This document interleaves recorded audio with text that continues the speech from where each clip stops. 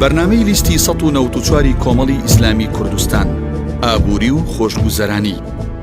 1. هەمە چەشنکردنی سەرچاوەکانی داهاتی هەرێمی کوردستان بە شێوەیەک تەنها پشت بە داهاتی کەرتی نەوت نەبەستێت.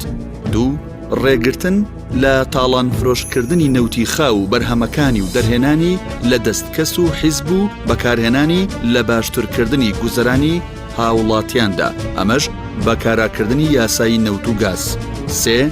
پەرەپێدانی زیاتری کەرتی کوشتوکاڵ و توانای جوتیار لە پێناو پاراستنی ئاسایشی خۆراک بە شێوەیەک لەسەر جەم بەرهەمە سەرەکیە کوشتوکاڵیەکان هەرێمی کوردستان بگاتە خوددابینکاری و هەناردەکردنی بۆ دەرەوەی هەرێم. 4. گرنگیدان بە سامانی ئاوی و پاراستنی ئاوی ژێرزەوی و گلدانەوەی ئاو لە ڕێگەی دروستکردنی بەنداوی زیاتر لەگەڵ دابینکردنی ئاوی پاک بۆ هاوڵاتیان بە پێی ستاندەرە نێودەوڵەتیەکان. 5. گرنگیدان بە کەرتەکانی بازرگانی و پیشەسازی و سازکردنی زەمینە بۆ خستنەگەڕی سەرمایی نێوخۆیی و نێودەوڵەتی لە هەرێمی کوردستان بە مەبەستی کردنەوەی چەندین کارگە و پرۆژەی استراتیژی و خستنەگەڕی دەستی کاری خۆماڵی. 6. گرنگیدان بە کەرتی تایبەت و دۆزینەوەی هەلیکار بۆ گەنجانی هەرێمی کوردستان و دەستی کاری نێوخۆیی شوێنی هێزی کاری بیانی بگرێتەوە. 7.